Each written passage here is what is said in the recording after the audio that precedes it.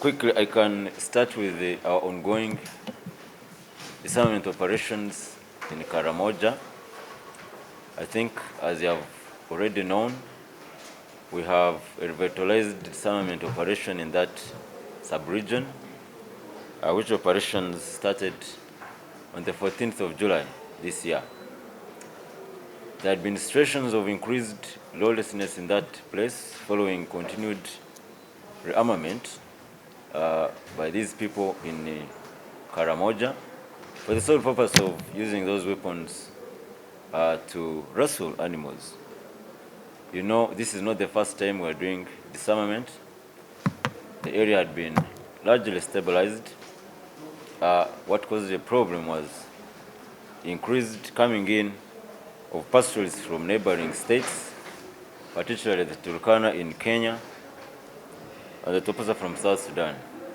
Uganda has a bilateral arrangement with Kenya to allow the Turkana pastoralists to come and graze from Karamoja, especially during situations of drought in their part of the country. But the condition has been that they can only come to get pasture and water for their animals, provided they do not come with any weapons. But some have been violating this understanding and end up coming with guns, which eventually find their way into other communities in Karamoja itself. So, as a result, we decided that we need to remove these guns again, and the operation is twofold: voluntary and also forceful disarmament for those who do not comply to voluntarily hand in those weapons. So, like I said, since 14th of July, so far we've been able to recover 57 weapons in that period alone. 57, and 350 rounds of ammunition. But we have also been able to arrest some of the illegal armed warriors who resisted to hand in their weapons, and these are undergoing trial in the 3-division court-martial. A total of 322 have so far been arraigned in court, charged and remanded in Moroto prison. Now, the voluntary disarmament, we are encouraging people to hand in weapons, voluntarily those who have them, to particular designated centers, and we have done this jointly with other sister security agencies in the region, particularly the police and stock theft unit, and the leaders in each of the districts of Karamoja. So we went and mobilized them and launched disarmament operations for voluntary disarmament starting from the 3rd of August. So all the leaders of Karamoja districts have pledged and they are committed to help us take this gospel of peaceful handover of weapons. And those people who voluntarily bring in these weapons, of course, are pardoned. We do not charge them in court like these ones whom we arrest forcefully. And we give them a certificate to show that they have voluntarily handed in these weapons. And that particular certificate will also help in identifying them for other gainful government programs which they can benefit from. You have also heard about the situation in South Sudan, where there were clashes in the SPLA in opposition.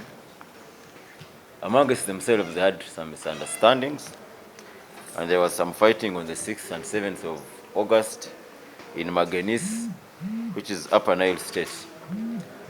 That place is far away from the border with Uganda, but like you know, any situation in a neighboring country, particularly like that South Sudan, where we have a lot of security and other interests as a country, we are, as a force of UPDF, really monitoring this situation.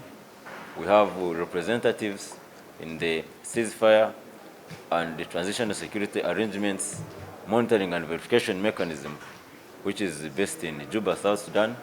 They keep giving us daily feeds on this to make sure that that situation does not in any way spill over to come and affect our people here in Uganda. However, the IGAD, Intergovernmental Authority Involvement, also held a meeting on the 9th of August and addressed themselves, among other matters, to this particular situation and urged all these people who had gotten misunderstanding to try and resolve their problems peacefully without, again, opting to violence, which can destabilize the already going peace process in the South Sudan. You have also could have picked information about the situation in Apaa.